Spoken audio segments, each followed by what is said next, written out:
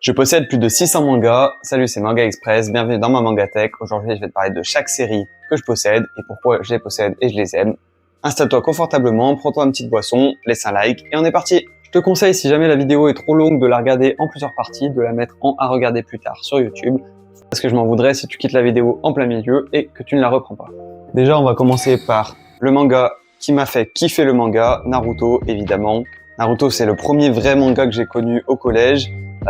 J'ai eu les tomes, je les ai eu petit à petit, mais du coup c'est la première série que j'ai complétée vraiment, les 72 tomes. Bon, il y en a quelques-uns qui sont pas en super bon état, qui sont un peu jaunis sur la tranche. 46 tomes de pur délice, bon après ça part un peu en couille sur la fin, mais c'est pas grave, je les kiffe quand même.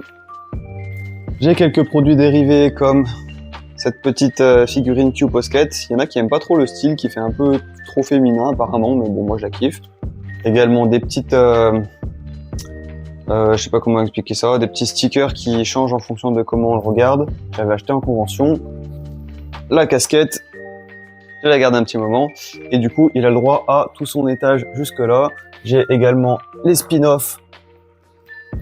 Sasuke Retsuden, volume 1, volume 2 et Konoha Shinden. Alors, au moment où je tourne la vidéo, il n'y a que le 1 qui est sorti, le 2 il sort demain. Mais j'achèterai évidemment. Ensuite, pour rester dans les produits dérivés, un petit portefeuille Yu-Gi-Oh! Parce que Yu-Gi-Oh! C'est ma grande passion, autre que les mangas. La seule pop que j'ai, Pop Mirko, que j'avais reçu dans une box mystère. Bon, j'ai eu de la chance parce que c'est un personnage que j'aime quand même bien. D'ailleurs, j'ai un lapin qui s'appelle Mirko. D'ailleurs, pour les anciens, vous avez déjà vu mon lapin. Ça doit faire à peu près 2 ans que je l'ai montré sur la chaîne. Bon, voilà. Et ensuite, j'ai également des figurines de Ruby, Eren de l'Attaque des Titans, Naruto, Black Rock Shooter et Yugi, qui m'a été offert par mon meilleur ami. Voilà un petit peu pour la partie haute. Ensuite, en ce qui concerne la partie basse, j'ai fait simple, j'ai fait par maison d'éditeur.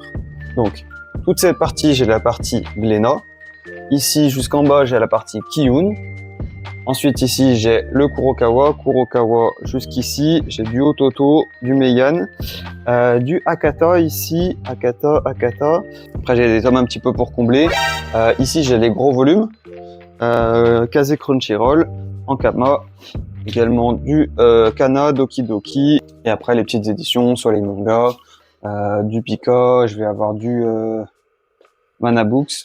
Donc on va commencer avec Glénat et mon manga préféré, Gun. Donc c'est la réédition qui date de 2015, quelque chose comme ça. Alors que dire dessus? J'en ai déjà tellement dit dans mes vidéos que tu pourras aller voir, des vidéos qui expliquent toute l'histoire de A à Z. Concernant l'édition, moi je les ai achetés tome par tome. Donc ça fait depuis des années que je la suis, depuis 2015, ça fait 10 ans que je la suis, que je me suis embarqué dans les aventures cyberpunk de Gali ou Alita en anglais, et j'ai toujours kiffé. Donc première série, c'est Gun normal. Deuxième série, c'est Last Order, qui sont en double tome. Et après, on a Mars Chronicles, qui sont en demi-tome, on va dire, qui sont vraiment petits, mais qui sont au même prix malheureusement. On a également les 2 spin-offs. Other Stories, comme son nom l'indique, c'est des histoires donc dans Gun, mais qui ne sont pas dans l'histoire principale. Et Ashman, c'est une histoire qui est dans le même monde, mais avec un autre personnage qui raconte autre chose, qui est très intéressant aussi. Je pense que j'en parlerai un jour. Je suis un peu dégoûté parce que, je sais pas si on va bien voir, j'ai également une lampe que j'avais achetée pour mettre en fond des vidéos avec une petite lumière sympa, mais malheureusement, avec les piles, ça bouffe les piles à une vitesse incroyable, donc du coup, je la mets plus. C'est dommage parce que je l'aimais bien, mais ça restera comme ça à l'état de petites statuettes acryliques. Ensuite, par quoi je vais commencer? Par Shangri-La Frontière, je pense. Hop, donc je me suis acheté une petite figurine acrylique également il y a peu de temps, qui est très sympa. Shangri-La Frontière, un manga que j'ai commencé il y a pas si longtemps. Ça doit faire 2 ans ou 3 ans, il me semble. Donc j'ai l'édition des 48 heures de la BD. Et j'ai vraiment accroché au style isekai un peu parodique, un peu troll du côté du personnage principal. Beaucoup de choses à dire là-dessus, j'en ai fait une vidéo aussi. Peut-être la moitié des œuvres dont j'ai parlé en vidéo, donc tu pourras aller checker au cas où, dans la playlist critique de manga. Mais du coup, ouais, j'ai vraiment accroché sur Shangri-La Frontière. En plus, vu que ça se passe dans des jeux vidéo, des moments ils changent de jeu, donc ça change d'atmosphère, ça change de genre. On passe du jeu d'aventure au jeu de combat, au jeu de mecha, et c'est assez intéressant. Oui, je vais dire intéressant beaucoup de fois, c'est un peu un tic de langage, mais c'est pas grave. Peut-être enlever la casquette d'ailleurs, hop. Et pour moi, c'est le gros shonen que je regarde en ce moment. J'ai un peu décroché avec les shonen, mais ça, je kiffe et je conseille. Ensuite, on a également Orion. Orion manga français, je vais essayer d'en faire un peu plus la promo, mais c'est vraiment excellent. Orion, c'est fait par le scénariste INK, dont je suis les podcasts sur YouTube, et également la dessinatrice NIB, qui fait des contenus exclusifs sur Instagram aussi. Et en fait, c'est vendu comme, t'as l'impression que c'est un shonen classique, mais en fait, c'est beaucoup plus sombre que ça. Un peu à la Hunter x Hunter, si jamais tu l'as vu. En fait, il part de quelque chose d'assez coloré, enfantin, pour t'amener vers quelque chose de sombre, de plus complexe que ça, avec un peu de philosophie, de morale. Et moi, je kiffe ça. Seul bémol, c'est que les tomes mettent longtemps à suivre, mais franchement, pour la qualité pareille, franchement, ça vaut le coup d'attendre. Ensuite, One Piece épisode A, j'ai que le volume 1 sur les deux. Alors je sais qu'il y en a qui vont pas forcément apprécier ce que je vais dire, mais moi j'ai jamais accroché à One Piece. J'ai lu quand même un petit moment, je me suis accroché, j'ai dû lire 7 ou 8 tomes. J'ai pas réussi à rentrer dans le délire. J'ai quand même voulu laisser sa chance à épisode A parce que c'est fait par Boichi, donc le dessinateur de Sunken Rock, dont on verra après, le dessinateur de Dr. Stone, qui fait des dessins vraiment magnifiques à ce niveau-là. Je prends une page au pif, voilà. Et c'est vrai que c'est cool, mais après le format petites histoires, moi c'est pas forcément trop mon truc. J'ai acheté l'épisode A, j'ai trouvé ça sympa sans plus, mais j'ai pas pris la peine de le revendre. Donc voilà. Ensuite, un jour, je suis allé en brocante et je suis tombé sur ces mini feuillets Dragon Ball, donc qui datent de il y a longtemps à mon avis, parce que c'est encore en francs. 97, ça c'est une bonne année. 97, mars et avril. Donc j'ai pris juste cela parce que justement c'est le combat contre Freezer. C'est le combat contre Freezer avec l'apparition du Super Saiyan. Voilà, je me suis dit au moins j'ai la scène culte. J'ai bien aimé Dragon Ball quand j'étais gamin, mais pas au point d'acheter tous les tomes. Un jour je me les achèterai, mais pour l'instant c'est vraiment pas la priorité. Mais du coup, au moins j'ai le petit combat contre Freezer avec le Super Saiyan. D'ailleurs j'ai même la pub de Gun en arrière-plan. On continue avec Glénat. Juste petite chose que j'ai pas dit, moi j'ai pas de pile à lire qui est indépendante de ma bibliothèque. Ce que je fais, c'est que tout simplement j'avance les tomes que je veux lire. Comme ça, visuellement, je repère direct ceux que j'ai pas lus et ceux que j'ai lus. Et du coup, c'est le cas avec les Berserk.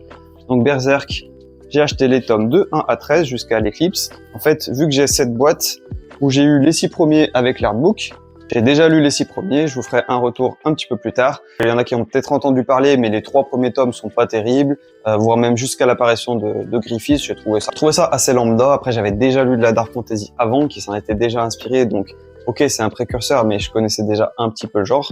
Mais du coup, je vais arriver au plus intense de la série, à ce qui a traumatisé tout le monde. Je les ai déjà vus en film, mais à mon avis, niveau dessin, ce sera encore plus impactant. Donc, je t'en reparlerai une fois que je les aurai lus, parce que pour l'instant, j'étais concentré sur les Tsubasa Reservoir Chronicles, mais je t'en parle un petit peu après.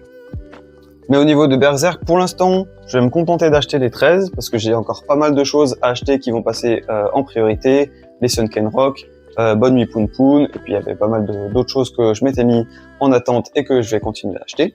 Et pour terminer avec les Glénat, je m'étais acheté le coffret Terrarium. Donc c'était une intégrale en 4 tomes. Une histoire cyberpunk avec l'exploration d'un monde en ruine. J'ai trouvé ça sympa, mais pas aussi incroyable que ce que je m'attendais. Un petit peu déçu. Mais ça c'est pareil, j'en avais parlé un petit peu dans un bilan manga.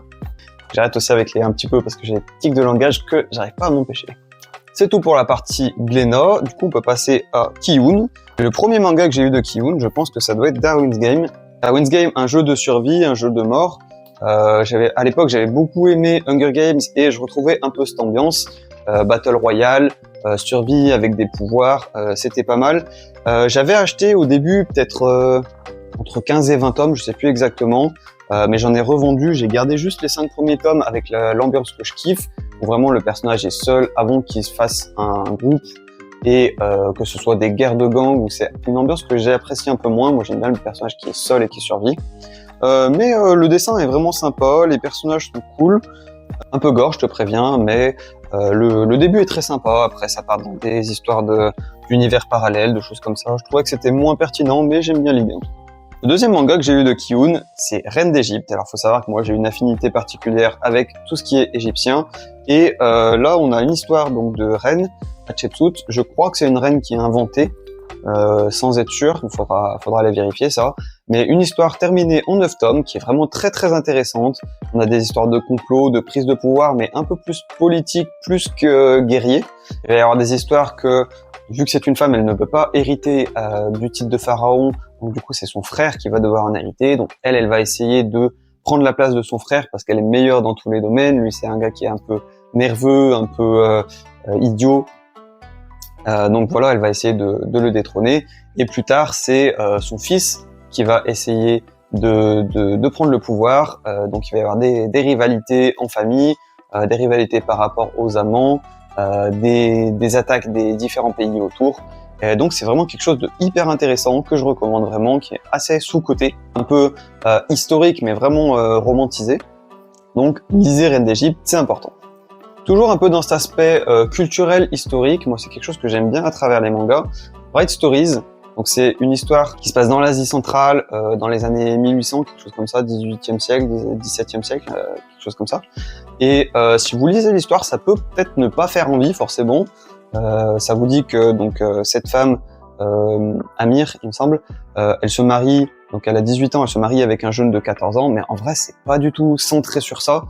Vous allez avoir différentes familles, différentes histoires de mariage, et le fil conducteur c'est un voyageur qui va aller faire un trajet avec différentes familles. Il va aller voir les problèmes que chacun ont, avec des personnages qui vont revenir.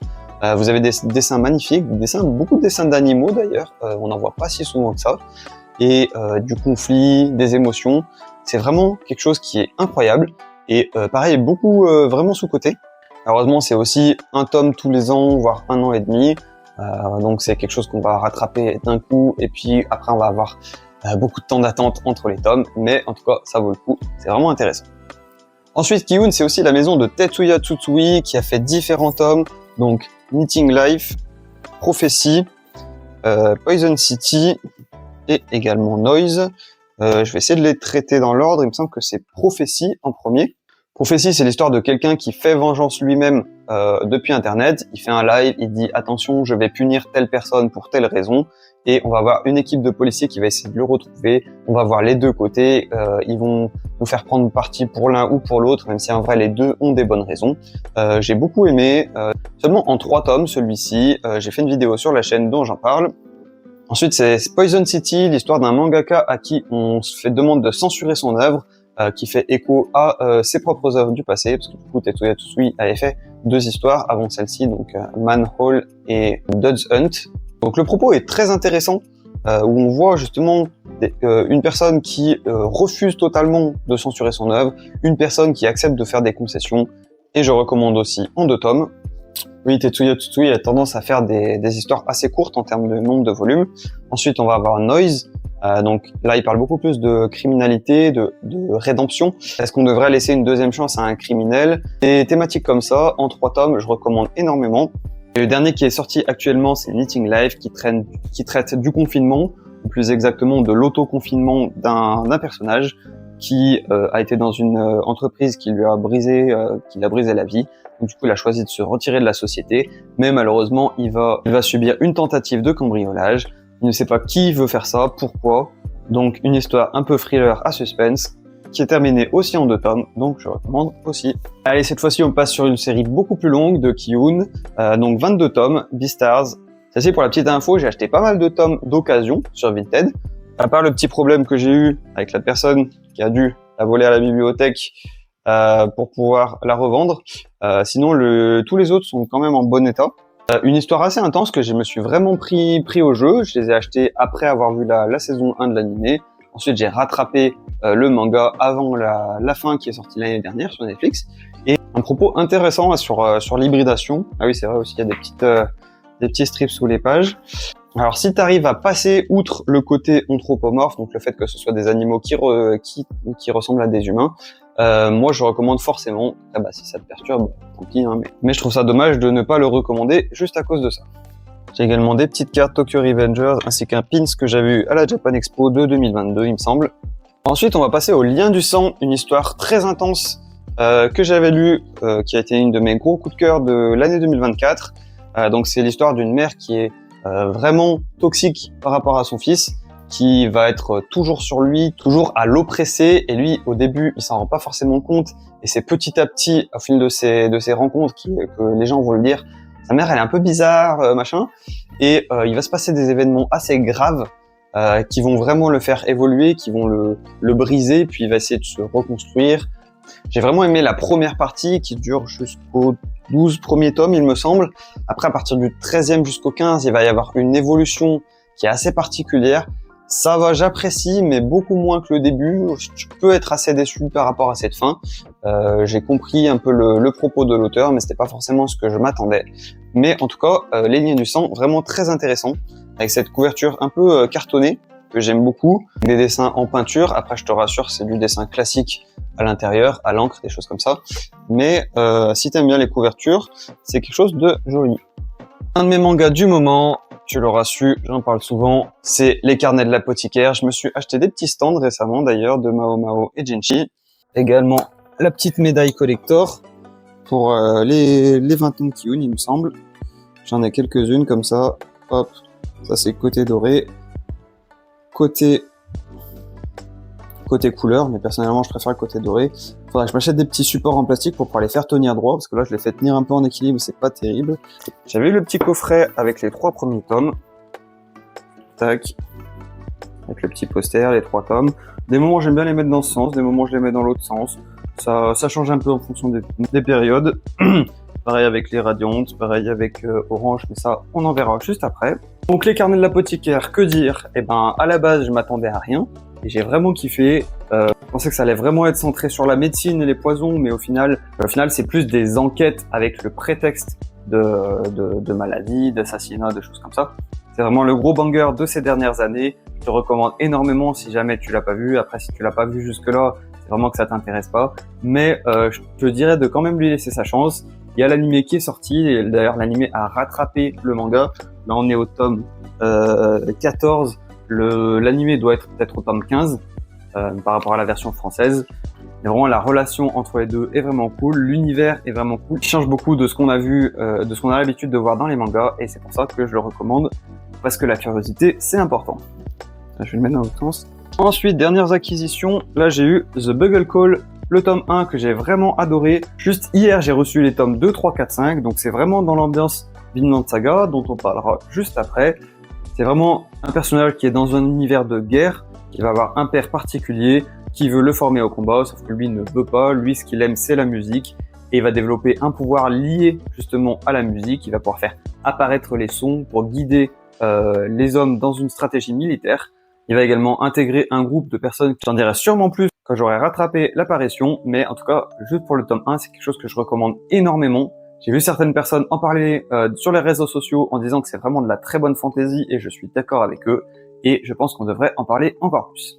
Le dernier manga que j'ai de Ki-hoon, c'est Frieren. D'ailleurs, j'ai également la petite médaille en or. Tac. Alors, je n'ai qu'un tome de Frieren, malgré que j'ai enchaîné toute la saison 1 en animé, tout simplement parce que je préfère l'ambiance qu'il y avait avec la musique, avec les couleurs dans l'animé par rapport au manga.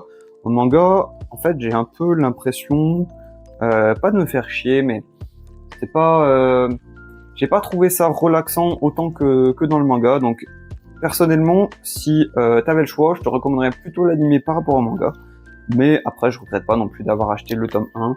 Au moins, ça me permet de pouvoir exposer que j'aime Frieren, surtout l'animé. Je pense pas forcément craquer pour le manga. Petit achat un peu what the fuck, j'avais vu ça aussi, je me suis dit ça peut être marrant. Mon père est la reine des VTubeuses, un manga qui est de son époque. Au cas où tu connaisses pas, les VTubeuses, c'est des personnes qui vont mettre des accessoires et utiliser des modèles 3D pour se faire passer pour une personne animée sur des lives par exemple. Là, c'est un père de famille qui va se faire passer pour une jeune fille et son fils va percer son secret en live, il va avoir honte, mais du coup le père va essayer de dire à son fils de ne rien dire à sa femme, donc à la mère du héros. Donc le fils il est dégoûté, mais en fait il se rend compte que sa mère aussi fait ça, sauf que sa mère elle est vraiment catastrophique, donc il va aller prendre les conseils de son père et les appliquer chez sa mère. Vraiment un manga qui n'a aucun sens et relativement drôle. Après ça va dépendre des humours, moi ça va, j'ai plutôt apprécié, c'est pas incroyable non plus. C'est terminé en 3 tomes avec un petit coffret. Bon, le mien c'est un peu écarté, je trouve ça un peu dommage, mais voilà, je pense qu'honnêtement je le revendrai celui-ci, mais au moins pour l'expérience c'était assez drôle. Allez, c'est tout pour les Kiun. Je peux quand même reparler de Manga Isho. Bon, la vidéo a bien marché, j'en ai parlé il y a pas si longtemps, mais Manga Isho, où c'est comme un Shonen Jump, un recueil d'histoires courtes européen, donc avec des mangakas français, anglais, italien et allemand. Un format gros volume. Là, il y a le premier manga qui est sorti. Dans une semaine, il me semble qu'il y a le deuxième tome qui va sortir. Je verrai à quel point je continue de les acheter, mais en tout cas, jusque-là, c'est quand même une bonne surprise. Allez, on continue avec la deuxième étagère et la partie Kurokawa. L'éléphant dans la pièce, Vinland Saga, j'aime beaucoup. Là, je me suis pris également un petit stand acrylique avec tous les personnages principaux. J'ai pris aussi quelque chose qui est dans le thème, qui est pas forcément exactement Vinland Saga, mais une petite médaille par rapport aux Vikings. Et Vinland Saga, donc j'ai les 28 tomes qui sont actuellement sortis avec le guidebook. Vinland Saga, une histoire qui gagne en popularité avec ces dernières années, vu qu'il y a eu un animé qui a quand même bien marché. Une première partie où c'est vraiment la bagarre, une deuxième partie où ça commence à être beaucoup plus philosophique et où beaucoup de gens ont décroché, mais moi j'ai adoré. Voilà, la ferme, justement, l'arc de la ferme. Là, on est sur un troisième arc de rédemption et de découverte d'un nouveau pays. Bon, je vais pas trop te spoiler, même si tu peux éventuellement te douter de quoi ça va parler. Les thèmes, c'est vraiment passionnant. Ça va parler de pardon, d'acceptation, de pacifisme, de choses comme ça. Donc, vraiment, je te recommande. En plus, malheureusement, on est sur la fin, donc tu vas pouvoir te retaper tout depuis le début jusqu'à la fin en peu de temps. Je crois qu'il va rester 2 ou 3 volumes de mémoire, donc c'est la tristesse. J'ai aussi le guidebook, mais bon, ça, j'en avais déjà acheté, j'ai voulu retenter, mais ça, c'est pas trop le genre de format que j'aime bien. J'aime bien les interviews de l'auteur, mais après, toutes les informations qui sont regroupées sous forme de graphiques, c'est pas forcément des trucs qui me plaisent. Là, on a un petit crayonné, en fait, de dessin pour voir comment il met en place avant de faire les dessins définitifs. Mais par exemple, voilà, ce genre d'informations, c'est pas forcément le genre de truc qui me fait kiffer. On a fini pour Vinland Saga. Niveau déco, j'ai mis une petite gourde de My Happy Marriage. J'ai pas encore vu l'animé, mais ma copine les a en manga. On a moyen de les voir en animé, donc je pense que je vais pas tarder à les regarder. Ça faisait assez envie. Et puis au niveau des couleurs, je trouve que ça faisait vraiment magnifique.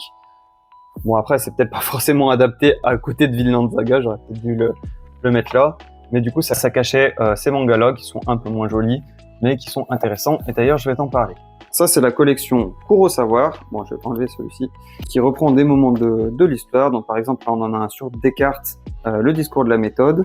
Là, on en a un avec Cléopâtre. Comme je t'avais dit au début, moi, j'aime beaucoup l'Égypte et les pharaons, et c'est quelque chose qui m'intéresse. Emile ou de l'éducation, qui parle de la société vs la nature, qu'est-ce qui est acquis, qu'est-ce qui est inné, des choses comme ça. Et Gustave Le Bon, Psychologie des foules. Ça parle de Robespierre. Après, honnêtement, j'ai pas tout capté parce que mes cours d'histoire ils sont assez loin. Mais au niveau de la collection, le principe que ça existe, c'est quelque chose que je recommande. D'ailleurs, il faudrait que j'en fasse une vidéo exprès. Et après, on a La magie du rangement illustrée. Donc, c'est qui a même fait une série américaine qui parle de comment ranger le plus efficacement, comment avoir une maison dans laquelle on se sent bien. C'est pas forcément un manga qui va plaire à tout le monde, mais moi j'ai beaucoup aimé, il y a des choses que je garde au quotidien et je pense que ça peut vous aider. Ensuite, on repasse sur du bon gros shonen avec One Punch Man que j'avais connu, je crois que c'est 2016, 2017, quelque chose comme ça, avec un animé qui était incroyable. Le dessin, c'est pareil, le dessin il est incroyable en manga, en même temps c'est Yusuke Murata. J'ai vraiment kiffé le début, j'avais acheté une quinzaine de tomes ou une vingtaine de tomes, mais à partir d'un moment je trouvais que ça commençait à tourner en rond, à ralentir, donc j'ai revendu pour garder juste les 8 premiers tomes. Un petit peu après le combat contre Boros. Moi, je recommande au moins cette partie. Après, c'est pareil, dans la saison 2 de l'animé, il y a eu un changement de studio d'animation, ce qui fait que c'est beaucoup moins intense. C'est plus Madhouse. De toute façon, Madhouse, ils sont incroyables. Après, je crois que c'est JC Staff de mémoire. Et voilà, One Punch Man, le début, incroyable. Après, ça perd un peu en rythme, mais au moins, je recommande le début. Après, je vais te parler de Goblin Slayer, donc la version normale et Year One qui parle de la première année, qui parle vraiment du début. Donc moi, Goblin Slayer, j'ai vraiment été emballé au début par l'ambiance vraiment dark, fantasy, justement côté Berserk qui m'intéressait. Le fait que ce soit un héros solitaire qui se spécialise dans l'extermination de gobelins, donc qui fasse une chose. Le fait que ce soit un héros qui reste à sa place, qui essaie pas de faire trop et de prendre des risques, et voilà, il se concentre sur sa mission, c'est son objectif et il fait rien d'autre. Après, qu'il se trouve une équipe, ça me dérange pas, mais j'ai plus été dérangé par le côté harem. Le côté, après, c'est un peu plus joyeux, on va au pays des elfes, on se bat contre des éléphants, ça n'a aucun sens. Pareil, j'ai revendu la suite, je me suis gardé l'essentiel. Et Year One, j'avais acheté les 2 premiers tomes, j'avais trouvé ça sympa, mais du coup, j'ai pas pris la peine de continuer. Peut-être que je le ferai un jour. Mais en attendant, j'ai gardé vraiment ce qui me plaît par rapport à ça. J'avais eu un petit cadeau, je sais pas comment ça s'appelle, un support de téléphone qu'on puisse mettre à l'arrière du téléphone pour pouvoir l'accrocher. Socket quelque chose, je crois. C'était à l'achat de je sais plus quel tome exactement. Et du coup, je l'ai mis juste en petite exposition comme une mini figurine. Moi, quand je me réincarne en slime, volume 1 et 2, j'avais vraiment aimé le début où il construit un village à partir de rien, avec différentes races, les gobelins, les nains, les loups, jusqu'à ce que ça commence à partir dans du classico-classique avec le personnage qui va aller se battre contre les rois démons, il va y avoir des pouvoirs, il va y avoir des guerres de clans. Ça, c'est pas vraiment ce qui m'intéresse. Moi, ce que j'aime bien, c'était le début de l'univers, le moment où il se rend compte qu'il peut absorber des trucs pour créer des nouveaux pouvoirs. J'ai un petit peu le même reproche à faire avec So I'm a Spider, So What, qui reprend un peu le principe, même si je trouve que Spider, ça tenait un peu mieux dans le temps. Mais j'avais l'occasion d'acheter ces 2 tomes pour pas cher, donc du coup je les ai pris. Malheureusement, j'ai un des tomes qui a les pages qui se décrochent, donc j'essaie de bien faire attention quand je le lis, mais un peu déçu par rapport à ça. Comme je te disais, j'aime pas trop l'histoire, mais grâce au manga, ça me permet de la lire, et j'ai découvert Les Misérables à la bibliothèque, une adaptation en manga qui est vraiment très intéressante. On va avoir différents personnages qui est pendant l'histoire de la Révolution française. Donc on va suivre l'histoire de Jean Valjean, un personnage qui a été accusé à tort, qui va essayer de s'enfuir, qui va être retrouvé, qui va devoir changer d'identité. On va également avoir l'histoire de Cosette, une jeune qui a vraiment pas eu de chance dans sa vie, qui va aller de malheur en malheur. Ça va parler d'aristocratie en France et c'est vraiment super intéressant. Une histoire terminée en 8 tomes qui est vraiment, j'en avais jamais entendu parler et je recommande. Ensuite, c'est le seul manga un peu olé olé que j'ai. Partners 2.0, j'en avais parlé aussi en vidéo. Donc Partners 2.0, c'est un manga de son temps qui parle des histoires, on va dire, de relations libres. En réalité, c'est des amis qui couchent ensemble, mais qui ne veulent pas se prendre la tête avec les histoires de est-ce qu'on est en couple, est-ce qu'on n'est pas en couple, quelles contraintes par rapport à la jalousie, par rapport au fait de devoir passer du temps avec la belle famille, des choses comme ça. Eux, ils se prennent pas la tête, juste ils passent du temps ensemble, ils mangent, ils jouent aux jeux vidéo, ils prennent du bon temps et ça leur suffit comme ça. Ils ont une influence positive sur l'un et sur l'autre et c'est sympa. Malheureusement, je trouve que sur les derniers tomes, ça commence à traîner en longueur. Moi, j'aurais bien aimé que ça accélère un peu, que ça finisse vers les 10 tomes. Malheureusement, ça a l'air de traîner. Je sais pas trop comment ça va se finir. Je sais pas si je vais continuer vraiment à acheter sur du long terme. Et jusque-là, c'était original et un peu spicy. Attention, par contre, je déconseille très fortement de lire ça en public parce que il y a vraiment des scènes de sexe explicites. Donc c'est pas une petite romance, hein, c'est vraiment sexuel. Donc voilà, faire attention. Ensuite, là, j'ai mes Sword Art Online et du coup, j'ai acheté des tickets d'or pour faire la déco. Comme tu vois, c'est des tickets qui sont assez sympas. Tant que je parle de SAO, je vais te parler de Progressive. Donc, Sword Art Online Progressive, c'est un spin-off qui raconte les histoires qui ne sont pas racontées dans les épisodes. Ça va être des choses qui vont se passer entre les épisodes et qui sont vraiment très bien dessinées. Je sais pas si tu as déjà vu les dessins de la première série originale qui sont ignobles. Et là, on va un peu plus se concentrer sur le personnage d'Asuna. On va avoir des quêtes parallèles ou même des moments où Kirito n'est pas forcément présent. On va avoir la conquête de certains étages qui n'ont pas été discutés. On va approfondir un petit peu le personnage de l'informatrice. Et puis après, ça continue sur d'autres histoires. Attention, il y a un petit peu plus de fanservice par rapport à la série originale. Ensuite, j'ai également Phantom Bullet. Lui, pour l'info, pendant je sais pas combien de temps, il y avait 3 tomes qui étaient sortis et le 4e n'était pas sorti. Je me suis demandé si vraiment un jour ils allaient annuler et qu'on n'allait jamais avoir la fin. Mais finalement, on l'a eu. Les dessins sont très jolis. Moi, c'est un arc que j'aime beaucoup, avec les flingues. En même temps, j'ai été joueur Call of pendant un petit moment. Et je trouve ça stylé qu'ils se battent juste avec une épée contre des personnes qui ont des armes. Et après, on a Mother's Rosario, qui est l'arc suivant, qui n'a pas été dessiné par le même dessinateur, mais qui est une partie où j'ai été beaucoup ému en visionnant l'anime, qui se consacre vraiment sur l'évolution de Asuna et Yui, donc le personnage qu'on voit sur la couverture, qui a vraiment une vie de merde. Je sais pas si on peut spoiler encore SAO parce que c'est sorti il y a quelques années, mais moi c'est une histoire que j'ai beaucoup aimée. Après, c'est vrai que j'ai pas continué sur Alicization. Il me semble qu'en animé, c'est 50 ou 70 épisodes. Il doit également y en avoir un paquet. Mais du coup, j'ai un peu passé ma période SAO. Je préfère me consacrer à d'autres choses, mais j'ai toujours un affect pour ces mangas-là. Ensuite, un autre manga qui a énormément de tomes et que j'ai pas pris le temps de continuer d'acheter, c'est Maggie. Maggie, ça commence à être un peu moins connu maintenant parce que ça a beaucoup cartonné dans les années 2010, mais maintenant, il y a plus vraiment d'actualité, c'est terminé. Mais c'est quand même l'histoire d'Aladin qui va rencontrer Ali Baba et qui vont partir à l'aventure chercher des objets magiques dans des donjons. Ensuite, tu vas avoir une deuxième partie où ils vont être un peu plus dans une école. Il va y avoir des affrontements entre mages, c'est assez épique. Ils ont des transformations avec des armures assez classe. Le dessin est joli la plupart du temps, même si ça peut être assez variable dans les situations comiques, il peut être assez moche, même si c'est drôle. Je resterai quand même sur l'animé parce que c'est 37 tomes à acheter, ça fait beaucoup, et je préfère les mettre dans autre chose. Ensuite, je vais faire un tir groupé sur Puella Magi Madoka Magica, la série classique et l'Arc des Spectres, tous les deux en 3 tomes. Elle, c'est sûr qu'elle reprend la série principale. Elle, il me semble que c'est un spin-off qu'on n'a pas vu dans l'animé. Après, c'est vrai que ça fait quelques années que je les ai pas lus. Honnêtement, je me souviens plus trop. Et puis, Madoka Magica, faut quand même s'investir parce que des fois, c'est un peu perché, un peu tiré par les cheveux. Mais je recommande quand même. C'est très joli, c'est intense, il se passe des choses. Et puis, c'est un manga Magical Girl à lire, ce serait celui-ci. La dresseuse sans étoiles parcourt le monde. Alors celui-ci, je connaissais pas du tout, mais en fait, j'ai acheté une box mystère. Bon, je vais pas faire de pub à la concurrence parce que je vais bientôt faire mes propres box. D'ailleurs, abonne-toi si jamais ça t'intéresse parce que ça va sortir prochainement. J'avais demandé un shoujo qui ne soit pas une romance. On m'a envoyé ça.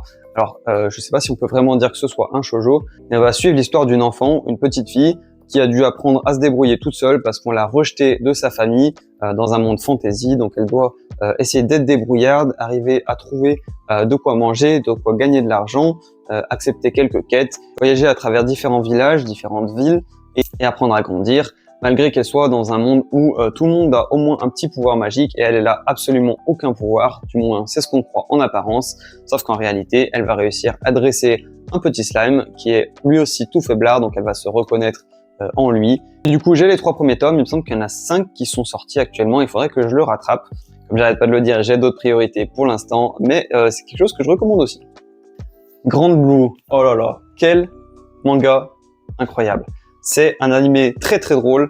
Alors, on nous fait croire que ça parle de plongée. En réalité, ça parle un peu de plongée, mais la majorité du temps, ça va être un manga comique avec le personnage principal qui va être entouré d'une bande de potes qui vont toujours faire des conneries. Il y en a la moitié qui se retrouvent à poil. Il y a des jolies filles, ça se passe à la plage. Vu qu'on est sur des gens qui ne sont pas au lycée mais sur des études supérieures, on va avoir des délires qui sont plus de leur âge. Donc par exemple l'alcool, il va y avoir pas mal de soirées alcoolisées, de blagues par rapport à l'alcool qui sont très drôles. Mais après c'est pas que ça, il y a quand même une partie plongée même si elle est diluée, mais on va vraiment apprendre des choses sur la plongée. Parce que le personnage principal a peur de l'eau, il ne sait pas nager, donc il va apprendre à nager, il va apprendre à utiliser l'équipement de plongée, on va apprendre des choses, nous, sur comment ça se passe. Il va passer différents permis pour pouvoir nager dans différentes eaux, des eaux de plus en plus profondes, des eaux, par exemple, dans des îles tropicales, des choses comme ça.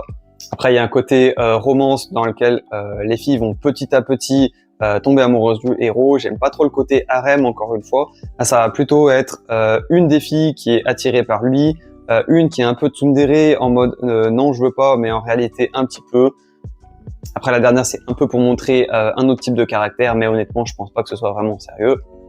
Moi c'est vraiment un manga que j'ai kiffé, et d'ailleurs justement il y a la saison 2 qui va sortir en animé cet été, donc juillet 2025, et je peux que te recommander.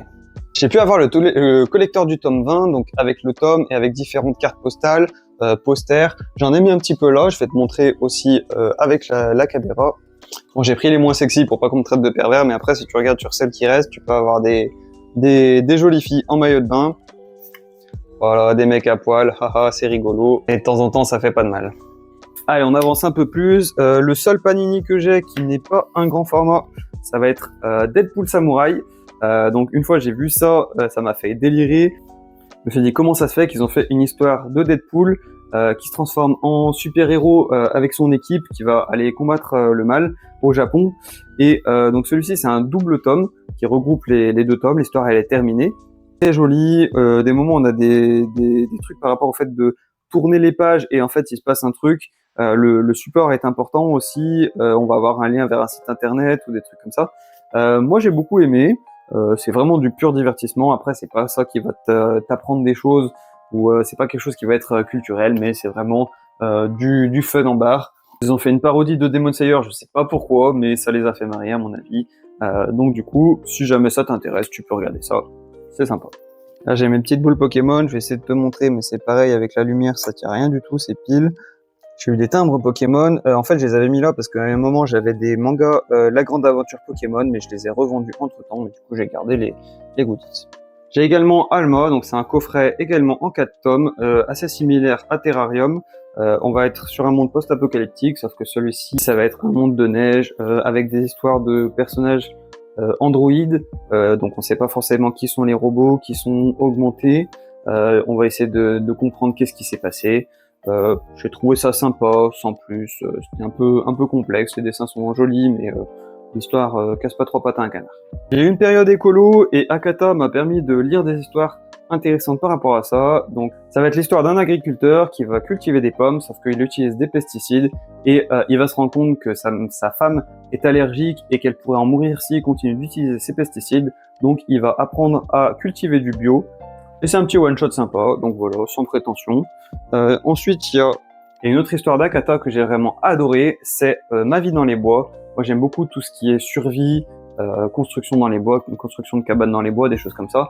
Et là, en fait, c'est ce qui va se passer. C'est un homme qui est à la quarantaine, qui est pas très doué de ses mains, mais qui va tout apprendre sur le tas, qui va avoir envie d'une vie plus simple. Il va construire 2 chalets dans les bois, un pour lui, un pour sa femme, avec sa femme qui a un peu plus de confort moderne, lui qui est vraiment quelque chose d'artisanal comme ses grands-pères. Il va vouloir revenir sur une vie de simplicité. Donc moi, c'est quelque chose que j'ai adoré parce qu'il a vraiment détaillé comment il faisait, la manière dont il a construit son chalet avec les rondins. Il allait les découper sur son terrain. Il a enlevé les branches, il les a empilées en découpant à la scie. Ensuite, il montre comment il fabrique son four à pizza, comment il fabrique tout ce qu'il fait. Il le détaille. J'ai préféré la première partie parce qu'après, il commence à parler de pêche, il commence à parler de kayak et ça, c'était des choses qui m'intéressaient un petit peu moins. C'était l'aspect construction et fabrication d'objets à partir de choses naturelles qui m'intéressaient. Mais je peux quand même te conseiller. Seul regret que j'ai, c'est que tous les tomes ont une tranche un peu beige marron et le dernier a une tranche comme ça colorée qui a une prolongation de la couverture. Et je suis un peu dégoûté par rapport à ça parce que ça casse tout. Côté shoujo, j'en ai pas énormément, mais du coup j'ai Orange, l'intégrale avec les 7 tomes. J'en ai fait aussi une critique, je vais pas forcément trop m'attarder dessus, mais du coup un joli coffret. J'ai pu acheter tout d'occasion, donc le tome 7 avec la boîte et les 6 premiers tomes de manière indépendante. Un très bon shoujo qui traite de sujets graves comme le suicide de la mère du personnage principal, la dépression, comment elle essaye de lui apporter son soutien, avec un petit élément surnaturel qui est qu'elle permet de recevoir des lettres depuis le futur, qui permet d'orienter le scénario pour pas qu'il se passe la même chose et qu'elle puisse sauver son ami. Le dernier manga de Akata que j'ai, c'est Dans l'intimité de Marie, qui est par Shuzo Oshimi, le même créateur que Les Liens du Sang, même mangaka. On va parler donc du personnage principal masculin, qui va être en crush sur le personnage de Marie, qui est une fille qu'il voit tous les jours au supermarché. C'est un japonais, donc il ose pas l'aborder, il préfère avoir son amour secret sans oser. Et un jour, elle va se retourner, elle va le voir, elle va le regarder dans les yeux, puis il va avoir un flash, il sait pas ce qui se passe, et il va se retrouver dans le corps de Marie. Donc elle va essayer de retrouver Marie à qui appartient ce corps pour lui rendre, mais en attendant, il va devoir se mettre dans sa place, faire illusion, essayer de se faire passer pour Marie malgré que ils connaissent pas son quotidien vu qu'il lui a jamais parlé.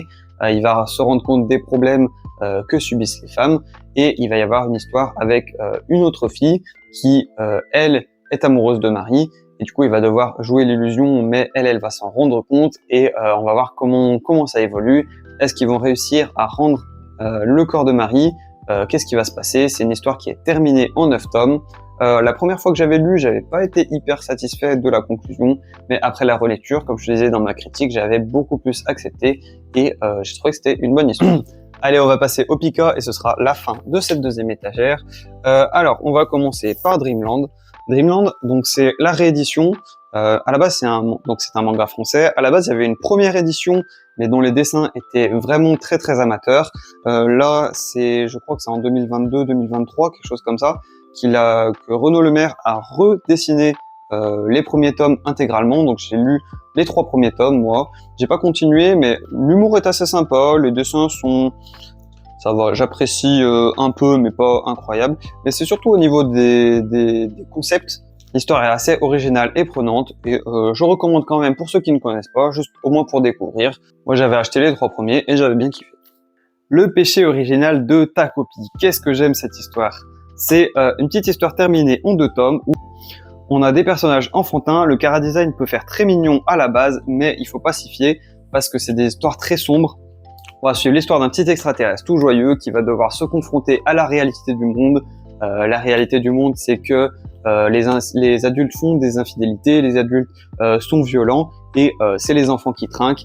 Et du coup, on va voir le quotidien de plusieurs enfants qui vont essayer de vivre malgré ça, faire différentes réactions. Par exemple, une fille qui se fait frapper va frapper une autre enfant à son tour. Une fille qui se fait abandonner par ses parents va essayer de les retrouver. C'est assez intense. C'est par Tyson 5, le même mangaka que Ichinose Family Deadly Sins, dont je te parlerai un petit peu après. Et je te les conseille, c'est un coffret avec un petit extrait en plus. Ça coûte pas très cher, l'histoire est complète et t'as ton histoire intégrale. Blue Period, une histoire qui parle de peinture et surtout d'introspection, de savoir ce qu'on veut faire dans la vie. J'ai lancé l'animé par hasard, je savais pas vraiment à quoi m'attendre. Et en fait, on va voir l'histoire d'un gars lambda qui n'a pas forcément de passion dans la vie, qui va se lancer à corps perdu dans la peinture, qui va énormément travailler pendant ses années de lycée pour accéder à une école de peinture. On va avoir toutes les épreuves qu'il va devoir affronter, le manque d'expérience, le manque d'inspiration, le fait de devoir gérer la pression et voir comment les autres personnages aussi gèrent la pression. Il y en a qui vont déprimer, il y en a qui vont carrément abandonner leur carrière, voir comment lui réagit par rapport à ça. Et c'est vraiment passionnant. Pour l'instant, j'ai 9 tomes, j'en ai lu 7 sur les 9. Je crois qu'il y en a 14 qui sont sortis en France. Et c'est quelque chose qui est sympa, mais qui va pas plaire à tout le monde. Le dessin est un petit peu particulier, le rythme est parfois lent, mais j'apprécie beaucoup. J'ai eu ma petite période Fairy Tail pendant le collège et le lycée. Au final, j'en ai gardé que le tome 10 par rapport à la Tour du Paradis, avec Erza, et Fairy Tail 0, que je trouve qui cristallise le plus important de Fairy Tail sans le fanservice. Donc on suit l'histoire de Mavis, une des créatrices de la guilde, et par rapport à Zeref et à la malédiction. Je vais pas cracher sur Fairy Tail aujourd'hui parce que j'ai beaucoup de choses à lui rapprocher, notamment le fanservice. J'ai vu cette année le premier épisode de la quête de 100 ans et ça m'a confirmé que c'était vraiment plus pour moi maintenant, mais à un moment j'ai apprécié. To Your Eternity, quel banger! Le premier épisode que j'ai vu m'a fait chialer. C'est fait par Yoshitoki Oima, la même autrice que A Silent Voice. On va être sur du beaucoup plus shonen, mais on va être sur un personnage qui va tout apprendre de zéro. Un petit peu comme un voyageur, il va aller différents endroits, il va croiser différentes problématiques. Chacune de ces histoires est intéressante. Bon, après, je me suis arrêté jusqu'au tome 6 parce que j'avais un peu moins d'affinité et de ce que j'ai vu sur internet, ça fait que aller de pire en pire. Donc, je recommande le début qui est vraiment très très bien. Et puis après, peut-être voir si vous arrêtez ou pas, si vous accrochez. Mais apparemment, ça commence à partir en couille sur la fin. Gachakuta, un dark shonen que j'ai suivi depuis le début, avant qu'il arrive en France. Jusque là, pour l'instant, j'en suis au tome 10. Donc c'est vraiment un dessin super cool. Le héros, il ressemble pas forcément aux autres héros de shonen parce que lui, il est alimenté par la rage plus que par le côté positif. Il veut se venger et il va découvrir des nouveaux mondes. Il va être accusé à tort et jeté dans un endroit où il va y avoir des criminels, où il va y avoir des monstres, et il va intégrer une équipe. Et surtout, en fait, les pouvoirs des gens vont être liés aux objets, à des objets qu'ils chérissent, et en prenant soin d'un objet, il va devenir de plus en plus fort. Il y a une morale un petit peu écolo dans le sens où on ne devrait pas jeter les objets, on devrait en prendre soin et les réparer. Mais après, je trouve que c'est un peu flou, ils nous font miroiter des événements de ouf qui vont arriver, mais j'ai l'impression que ça arrive pas. Donc je m'étais dit que j'allais continuer jusqu'au tome 10, et si au tome 10, il se passait pas grand chose, j'allais faire une pause, à voir si je continue ou pas plus tard. Et puis avoir les collecteurs du tome 4 et du tome 7, ce qui est pas mal, c'est qu'ils ont des petites histoires en plus à l'intérieur, des petits one-shots. Et j'avoue qu'ils sont pas radins au niveau des collecteurs là-dessus. Le dernier manga de Pika que j'ai, ça va être GTO. donc Great Teacher Onizuka, que j'avais vu en animé, qui m'avait fait beaucoup rire, mais il me semble que le début avait été un peu long, et c'est pour ça que j'avais lu le premier tome, j'étais en mode ouais bon, peut-être que je l'ai surcoté par rapport à ça, mais c'est vrai qu'en réfléchissant, c'était pas forcément le début qui m'avait ultra emballé, donc je pense pas forcément continuer à l'acheter. Et également Crossholic, donc XXX Holic, qui est un manga de Clamp, qui est en train de ressortir actuellement. C'est un vieux manga à la base, et du coup Picard ressort ce qu'ils appellent le Clamp Universe. Ils prennent des mangas du collectif Clamp pour pouvoir les ressortir, les rééditer dans une version légèrement améliorée, avec des nouvelles couvertures, quelques pages couleurs. Alors, ça tombe bien et pas bien à la fois, parce que moi je suis en train de lire les Tsubasa Reservoir Chronicles que mon ami m'a prêté. D'ailleurs, salut à toi si tu passes sur la vidéo. En comparaison entre une aventure épique avec des dessins magnifiques et une petite histoire d'exorcisme avec des dessins qui sont pas ouf, honnêtement, la comparaison fait un peu mal à Crossholic, même si dans l'absolu, c'est quand même une œuvre assez sympa. Le dernier manga que je vais te montrer dans cette étagère, ça va être Dark Souls Redemption, les tomes 1 et 2. Alors, faut savoir, au cas où, si t'es fan de Dark Souls, ça ne raconte pas l'histoire de Dark Souls. C'est une aventure qui reprend l'ambiance de Dark Souls, qui va reprendre un petit peu certains éléments, mais qui va être nouveau. Ça va partir d'un thème sombre, vraiment inspiré de Berserk. D'ailleurs, j'ai vu une interview qui en parlait. On va partir sur certains thèmes, le fait que le personnage principal ne se souvienne pas de ce qui se passe et va découvrir le monde par rapport à l'environnement, mais ils vont ajouter par exemple le thème de la parentalité qui n'est pas du tout présent, qui a été validé par From Software, qui ne s'attendaient pas à cette proposition, qui ont été surpris, mais qui du coup ont apprécié. On a beaucoup plus de questions que de réponses, c'est normal, c'est un Dark Souls, mais avec ce tome 2, on avance un peu plus par rapport au tome 1. Par rapport au tome 1 que j'avais lu assez vite et que je trouvais qui était un peu moyen, mais grâce au tome 2, je le fais remonter un peu. Ici, c'est un petit peu le bazar, mais du coup, j'ai des cales livres, L'attaque des titans qu'on m'avait donné, les livres de Bob Lennon, les livres dont vous êtes le héros, La forteresse du Chaudron Noir, La corne des sables d'ivoire, qui a été dédicacée grâce à mon meilleur ami. J'ai également un livre qui parle de la philosophie de Naruto. C'est une personne qui va reprendre les concepts de Naruto, qui va extrapoler un peu dessus, qui va des témoignages de gens, tu vois, la parole des fans. C'est un petit livre que j'avais lu assez rapidement, que je pourrais relire d'ailleurs, qui était assez sympa. Là après il y avait le livre de Lapindicite, donc maintenant elle s'appelle Lapin sur Twitch, qui racontait son histoire en BD de son voyage à Yakushima. Voilà, c'était pour le soutien, pour les informations, ce qui s'est passé, un petit retour d'expérience. Ici, je vais avoir le gros double tome All You Need Is Kill. J'ai également les 2 premiers tomes, mais du coup, je te montre. Donc là, on a une couverture rigide avec les grands formats. Voilà, au cas où tu connais pas, c'est dessiné par Takeshi Obata, le dessinateur de Death Note, entre autres, Bakuman, etc. Et si tu connais Edge of Tomorrow, et ben le film et ce manga sont basés sur le même roman. Une histoire qui parle de boucles temporelles, d'affrontements contre des extraterrestres avec des armures mécaniques. Moi j'aime beaucoup, et si tu veux jeter un coup d'œil, je pense que ça peut être sympa. Ensuite, niveau artbook, j'en ai pas beaucoup, mais j'ai le gros bouquin de Radiant, donc Art of Radiant, justement, qui montre tous les designs, les croquis préparatoires. Je crois qu'il n'y a pas vraiment d'interview dans celui-ci, mais il y a des petites notes de l'auteur, avec les couvertures en grand format, tac, par exemple, voilà, les différents personnages, les évolutions, je sais pas si tu verras bien avec la lumière, c'est une couverture cartonnée, pour moi qui suis un grand fan de Radiant, c'est le bonheur. Je passe vite là-dessus, mais t'inquiète pas, on reparlera de Radiant très bientôt. Et le deuxième artbook que j'ai, c'est celui de Gun, donc celui-ci, Ars Magna. On va avoir quelques images. Donc là, c'est les couvertures. On va avoir quelques essais 3D que Kishiru avait fait à l'époque. Donc c'est des trucs un peu flippants. Mais on va avoir des autres travaux. Là, c'est Aqua Knight, l'autre manga qu'il avait fait mais qui a duré que 3 tomes.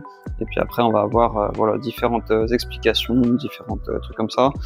Personnellement, j'ai été un petit peu déçu de l'avoir acheté. C'est pas hyper impressionnant, mais au moins je l'ai.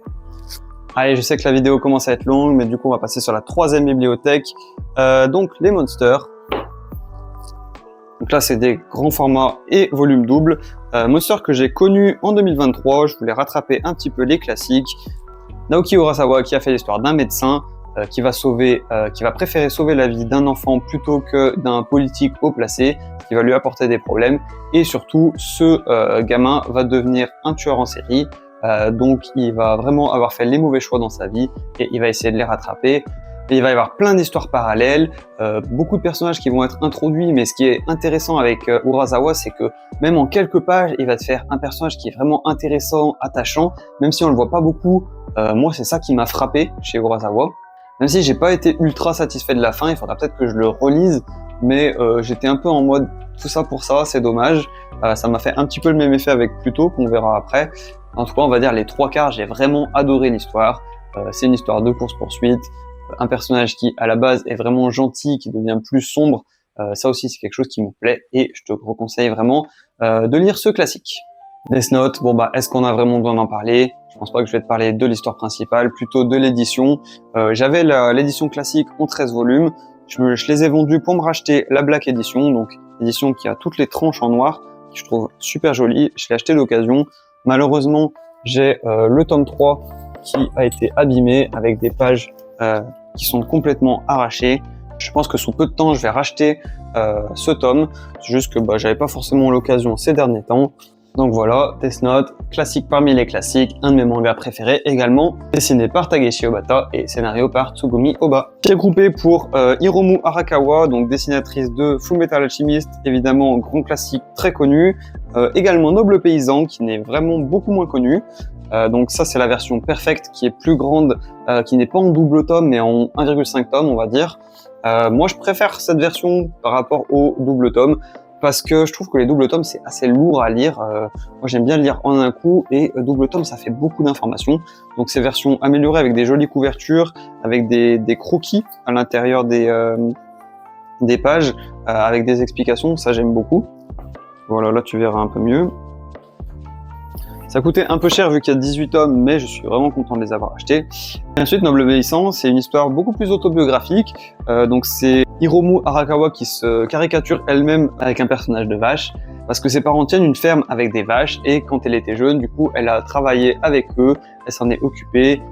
Il y a beaucoup d'histoires et d'anecdotes par rapport aux animaux qui étaient là-bas, par rapport au travail, par rapport à la météo, entre la différence entre quand elle était chez elle à Hokkaido et quand elle est arrivée à Tokyo, des histoires par rapport à quand elle devait créer des choses comme ça, quand elle est envoyée en voyage, et beaucoup d'humour. Par contre, c'est des tomes qui sont très fins, qui sortent vraiment pas régulièrement, peut-être un par an ou un tous les 2 ans, mais c'est quelque chose que j'aime bien, c'est sympa.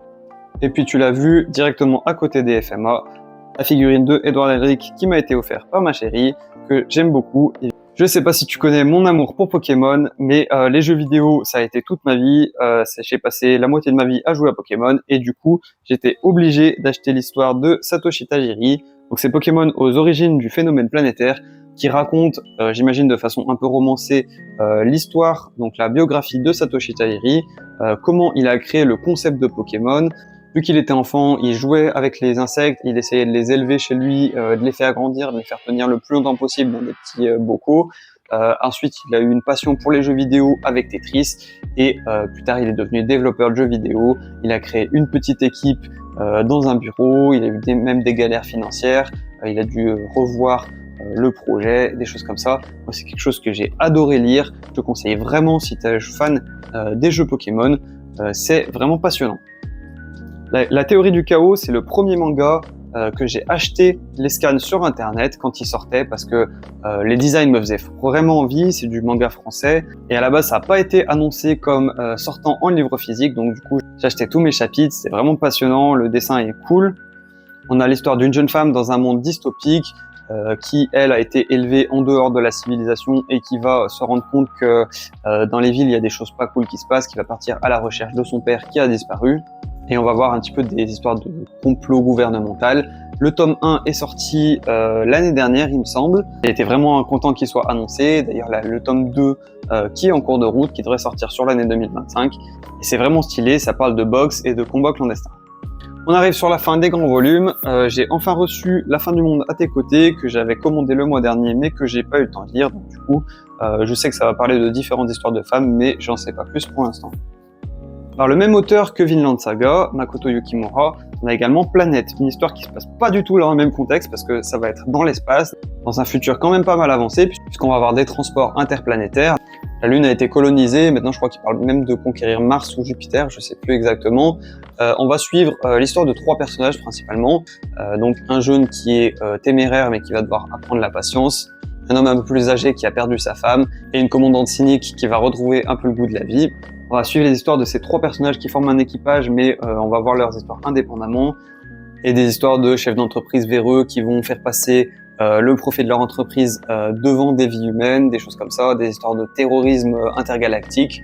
C'est une histoire que j'ai bien aimée, par contre voilà, c'est quand même un peu dense. Il faut vraiment se poser pour comprendre tranquille le truc, c'est pas genre du divertissement facile, c'est un peu plus, faut un peu plus réfléchir. Avec chacun des tomes, j'avais eu des petits marque-pages, tac, tac. Après, honnêtement, je m'en sers pas énormément. Et si je les mettais là, voilà, c'est pas mal comme ça. On a fini avec les grands volumes. Alors là, c'est des petits tomes que j'ai mis un petit peu pour caler parce que j'avais la place.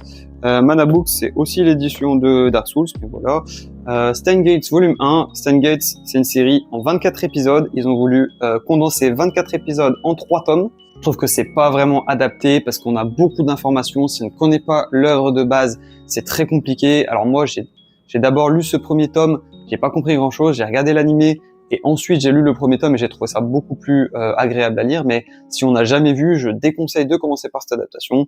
C'est l'histoire de voyage dans le temps, de multiples lignes parallèles. Il y a beaucoup de choses assez complexes, mais j'ai trouvé ça vraiment incroyable. Mais en tout cas, niveau manga, c'est pas forcément celui-ci qu'il faut lire.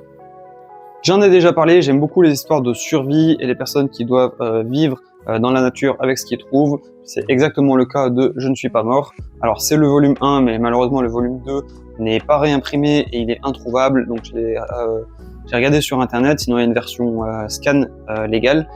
C'est l'histoire d'un japonais qui se fait rejeter par sa femme et par ses enfants, qui ne le considèrent plus comme son père et comme son mari, donc il se retrouve divorcé, sans argent. Donc lui, ce qu'il va faire, c'est essayer de survivre en allant dans une forêt, en squattant dans la forêt, en se construisant une petite cabane illégalement. Il va essayer de survivre malgré les blessures. Par exemple, il se fait attaquer par un sanglier. Heureusement, il va un peu plus tard recevoir l'aide d'une femme qui va venir l'aider et essayer de le remettre dans la vraie vie. Et des années plus tard, on va voir que le fils va chercher à comprendre ce qui est arrivé à son père et se rendre compte que malgré ce qu'ils lui ont fait subir, il a été assez héroïque et il va avoir de l'admiration pour lui. Les Fleurs de la Mer Égée, un manga très mignon qui va être un voyage initiatique entre 2 personnages, une italienne qui est dans une famille de commerçants et une jeune femme blonde qui est de Crimée, si je me souviens bien, donc c'est au-dessus de la mer Égée, qui a été envoyée en Italie mais qui finalement doit faire le trajet retour. Et ça va pas se passer aussi simplement, donc ils vont devoir descendre de l'Italie jusqu'en dessous de la Grèce, puis remonter le trajet en bateau en faisant beaucoup d'escales. Il y a beaucoup de choses niveau culturel, on va apprendre sur les pays, sur la nourriture, sur les spécialités locales. Après, il va pas y avoir beaucoup d'enjeux, ça va être surtout du explicatif plus que de la tension, des choses comme ça. Moi j'ai beaucoup aimé, ça se passe en 3 tomes, c'est terminé, et je te le recommande. Sur cette étagère, j'ai 2 petites figurines de Dragon Ball, la Vegeta et la Trunks. Trunks qui est mon personnage préféré de Dragon Ball, entre parenthèses, et c'était des figurines qu'on m'avait offert il y a longtemps maintenant, il y a plus de 10 ans. D'ailleurs, on peut le voir, elles ont un peu pris cher au niveau des cheveux, mais je les aime toujours autant. Maintenant, on va passer à Kaze Crunchyroll avec le premier manga de Tatsuki Fujimoto, Fire Punch, un manga qui est vraiment très cool, avec un dessin vraiment très fort. Mettre les pieds dans le plat, au début c'était vraiment incroyable, mais après ça devient de moins en moins compréhensible parce que en fait il va se souvenir de son but, puis il va l'oublier, puis il va recommencer, puis il va revenir. T'as l'impression que ça fait que des allers-retours et on ne sait plus vraiment ce qu'il veut à la fin. Donc j'ai pas vraiment compris le message de l'œuvre, il faudrait peut-être que je le revoie en détail. À l'occasion, je m'achèterai aussi Chainsaw Man parce que j'ai regardé l'animé, j'ai beaucoup aimé, mais j'ai pas encore eu l'occasion de l'acheter. Toujours dans les histoires de Tatsuki Fujimoto, Look Back, une histoire qui a été adaptée en film d'ailleurs sur Amazon, si je dis pas de bêtises, Prime Video. Look Back qui parle de un duo de personnages de mangaka qui vont chercher à se faire éditer, une qui est plus spécialisée en décor et en dessin réaliste, et une qui est meilleure sur des histoires drôles, intéressantes avec des personnages. Les deux vont s'allier et faire un manga, et après leurs destins vont diverger, elles vont avoir différentes opinions, et il va y avoir des séparations, des drames. Une histoire assez touchante. Le deuxième et dernier one-shot que j'ai de Tatsuki Fujimoto parce que j'ai pas les 17-21 et 22-26. Ça va être Adieu Eri, une histoire qui parle de cinéma parce que Fujimoto est vraiment passionné de cinéma.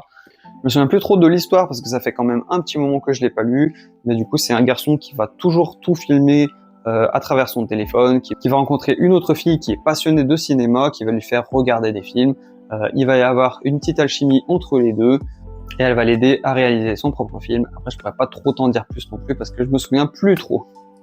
Un des gros coups de cœur que j'avais eu de la décennie précédente, c'est Promise Neverland, avec des histoires de bataille de cerveau, c'est-à-dire celui qui va essayer d'être plus malin que l'autre pour pouvoir échapper entre des enfants qui sont surdoués et une mère qui doit essayer de les garder en cage, on va dire, pour ne pas qu'ils s'enfuient dans le monde parce que en réalité, ils sont juste de la nourriture pour des démons et ils vont essayer de trouver un échappatoire à cette ferme.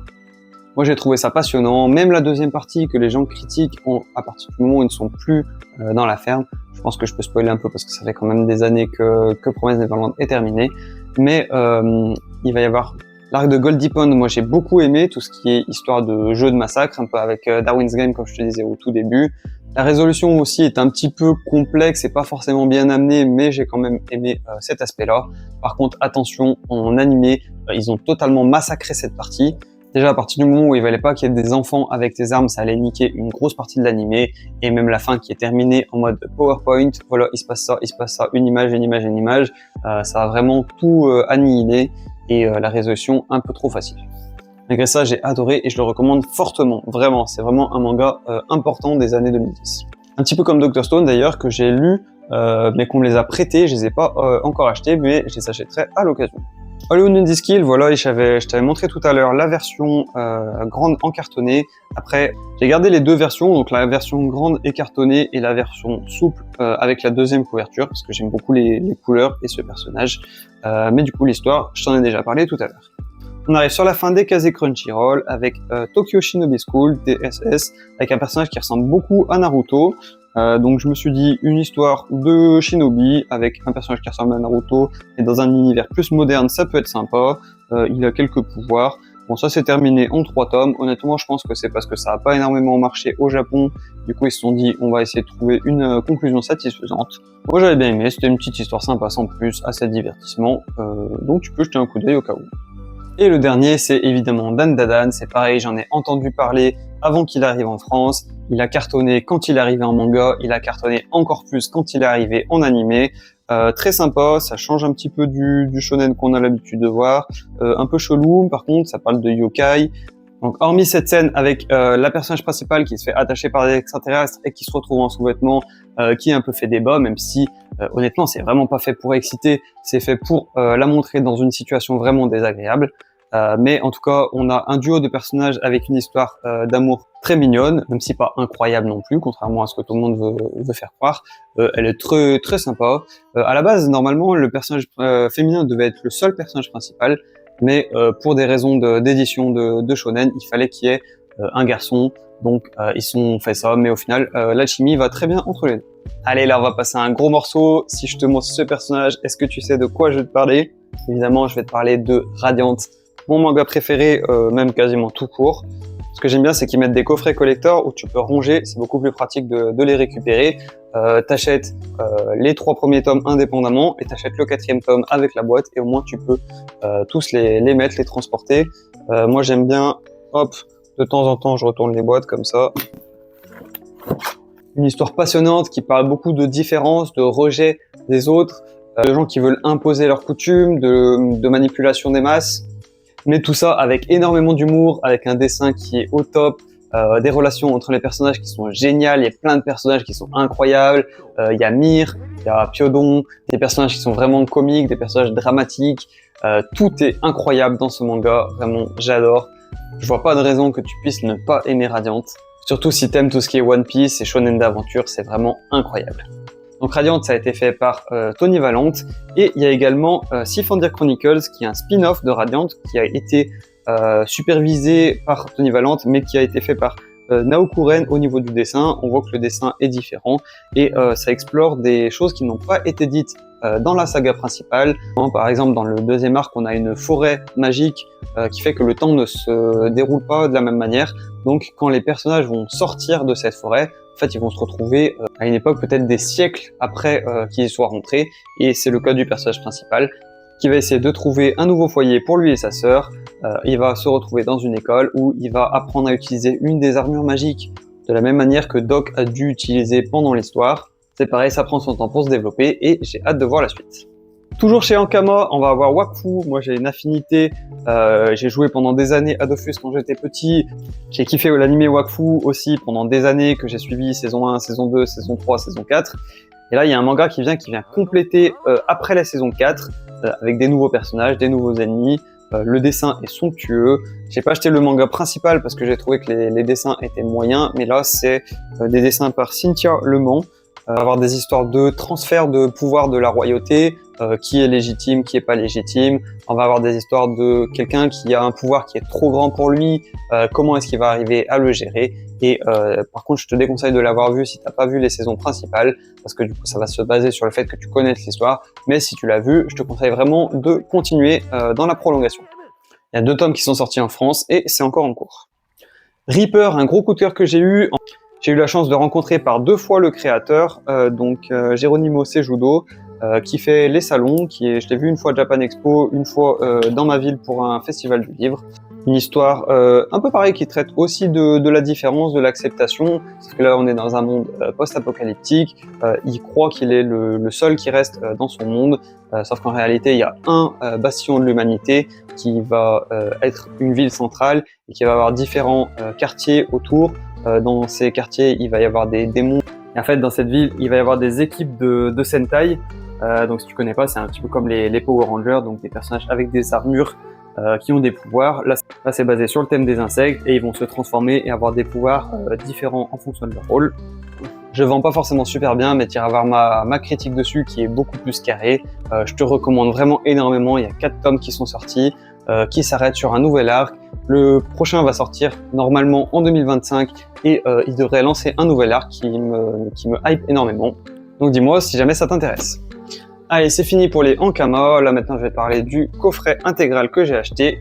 Kiseiju alias Parasite, donc le format avec les 8 volumes. Tac. Chez Glénat également. Un manga qui est un peu plus ancien mais dont le propos est encore actuel. J'ai vraiment adoré. Ensuite j'ai regardé l'animé qui est aussi très cool, qui réadapte un petit peu de manière un peu plus moderne avec des nouvelles musiques, des nouveaux designs un peu plus récents. Pas trop récents non plus, ça doit être entre 2010 et 2015 à la louche. Mais vraiment j'ai été content de rattraper un de ces classiques. C'est quelque chose que j'essaye de faire petit à petit, rattraper les classiques comme quand j'ai lu Monster, quand j'ai lu Berserk. Voilà, c'est un peu le mood dans lequel je suis en ce moment. Je le dis encore une fois, mais tu peux aller voir la critique par rapport à ce manga.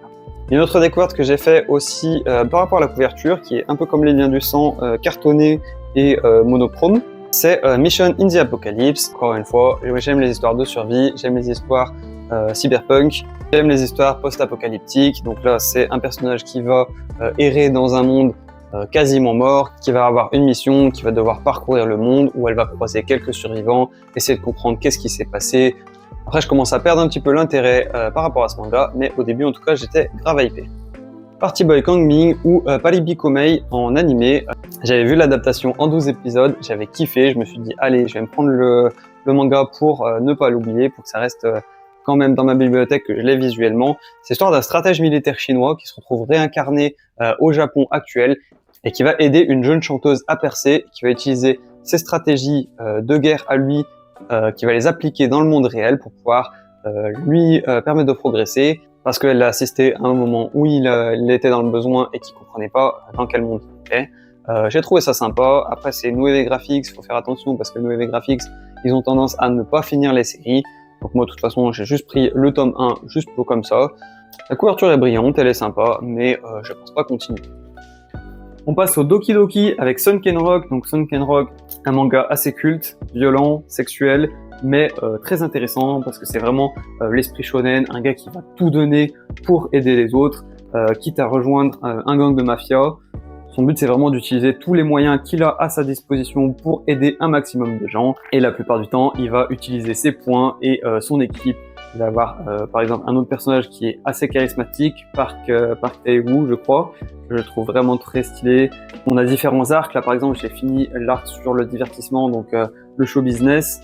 Ça va traiter de différents sujets de société. Par contre, attention, le fan service est très important. Beaucoup de scènes dénudées, ça peut refroidir un peu, mais si tu fais abstraction, moi c'est quelque chose que j'ai beaucoup kiffé. J'en ai 15 tomes, il me reste plus que 10 tomes et j'aurai terminé Sunken Rock. Je suis toujours sur la petite édition, j'ai vu qu'il y avait la grande édition, mais vu que j'avais déjà commencé, je me suis dit autant commencer. Peut-être que je verrai si un jour je les revends pour me racheter la grande édition, un peu comme j'ai fait avec Death Note. Toujours chez Doki Doki, Dédale, un manga dont je n'ai quasiment jamais entendu parler, mais que j'ai beaucoup aimé. C'est deux femmes qui se retrouvent téléportées dans un monde qu'elles ne connaissent pas et qui a l'air d'être un monde de jeux vidéo qui est buggé. Et du coup, elles veulent exploiter ces bugs pour réussir à s'en sortir malgré différentes menaces qu'il y a qui sont assez effrayantes. Et c'est une petite histoire en 2 tomes. Elles vont essayer de comprendre comment elles sont arrivées là, qu'est-ce qui s'est passé et est-ce qu'elles vont vraiment réussir à s'en sortir.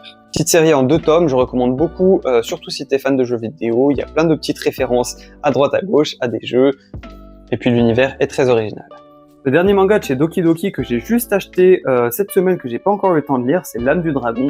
Je connaissais pas du tout, mais bon, il faut un peu satisfaire sa curiosité. J'ai vu les dessins, ça avait l'air très très cool. Et apparemment, c'est un jeune exécuteur qui peut voir les derniers souvenirs de la personne qui l'a tué. Et il va croiser sur une personne qui a tué un dragon pendant ces derniers temps, qui va se dire « Wow, les dragons existent, je veux trouver des dragons ». Et il va partir à l'aventure. C'est ce que j'ai vu en tout cas et ça m'avait grave hypé, donc je te dirai prochainement si j'aime ou pas et si je continue ou pas. On passe à la maison d'édition Kana et ça va être Bucket List of the Dead, Zone 100 en manga, où on va avoir une histoire au début qui est vraiment très intéressante d'un héros qui déprime d'être prisonnier dans son entreprise, qui est comme un zombie qui ne vit pas, qui n'a aucun plaisir dans sa vie.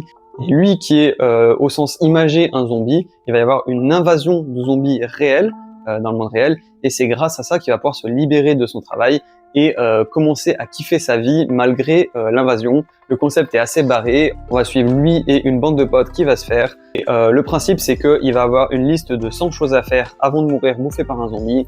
Donc du coup il va avoir plein de choses plus folles les unes que les autres et il va parfois les résoudre de manière improbable. Après, sur la fin, on commence à plus trop avoir la menace des zombies, ça devient plus un road trip, on va dire, avec quelques péripéties, même si bon, ils vont essayer de trouver la cause et la solution à l'épidémie. Et c'est un petit peu pour ça que j'ai laissé tomber au volume 11.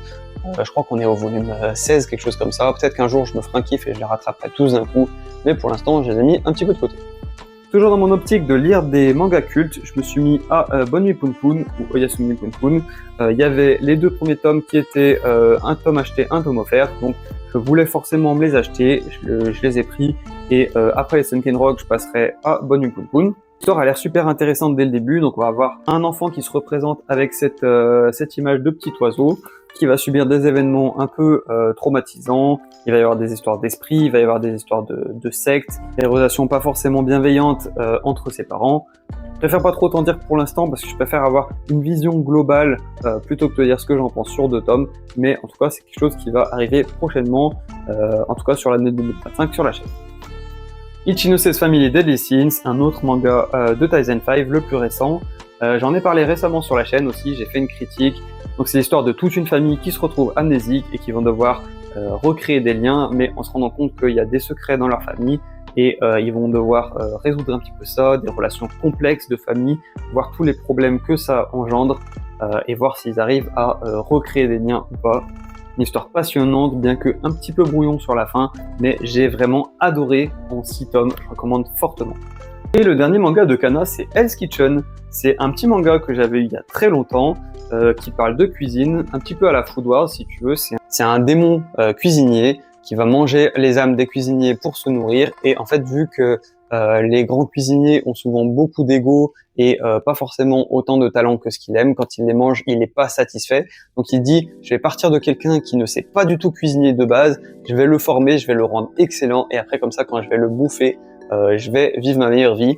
Et du coup, il va partir sur un un héros qui ne sait pas du tout cuisiner, qui ne sait rien faire, et l'histoire est assez marrante. J'ai jamais pris la peine de le continuer, il me semble qu'il y a 12 ou 13 tomes.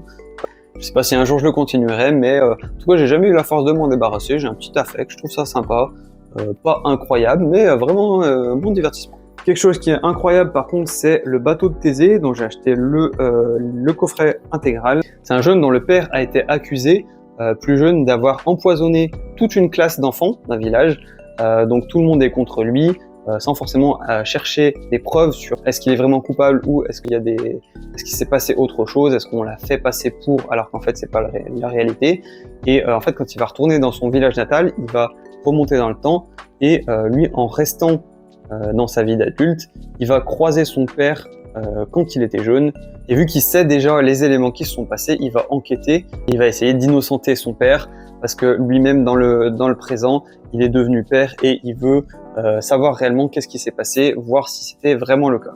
Malgré une petite facilité sur la fin, j'ai vraiment adoré, c'était un gros coup de cœur de l'année dernière et je recommande très très fortement. Après, il faut forcément avoir des histoires avec le genre enquête thriller. La deuxième seule série que j'ai chez Vega Dupuis, c'est Survivant, donc blablabla, je te l'ai déjà dit, j'adore les histoires de survie. C'est un jeune, suite à une catastrophe un petit peu surnaturelle, il va y avoir une montée des eaux brusque et il va se retrouver sur une île. En réalité, c'était une montagne, mais vu que l'eau a monté, ça fait comme s'il était sur une île, seul, et il va se souvenir un petit peu des petites astuces qu'il a eues pour créer un feu. Il va tomber sur une barque abandonnée avec un manuel de survie, il va essayer de se faire sa petite maison, essayer de lutter contre les animaux violents. Puis au bout d'un moment, il va croiser une jeune femme sur cette île, et puis ils vont cohabiter un moment, mais ils vont essayer quand même de rejoindre la civilisation. À partir de ce moment-là, il va y avoir d'autres problématiques. J'ai préféré quand même la partie 1, mais c'est une histoire en 5 tomes, tu peux t'y intéresser, c'est vraiment sympa. Attention par contre au niveau des éditions, ça a été réédité, au début c'était juste Vega et après c'est devenu Vega Dupuis, donc pendant un moment les tomes étaient pas trop disponibles, donc fais attention à ça si t'aimes bien avoir les mêmes collections. Et finalement chez Soleil Manga, j'ai lu Insomniac que j'ai complété il y a quelques mois. Insomniac, donc j'avais lu le premier extrait sur internet, j'avais kiffé l'ambiance, j'avais kiffé le dessin qui est avec des aplats. Ça parle d'un thème qu'on parle pas souvent, donc les gens qui sont insomniaques, qui n'arrivent pas à dormir et qui du coup sont fatigués en permanence, sont irritables. Les deux héros vont se retrouver sur ce même point, pas pour les mêmes raisons à la base, mais ils vont avoir les mêmes conséquences. En fait, quand ils sont l'un avec l'autre, ça va les apaiser, ils vont se sentir bien.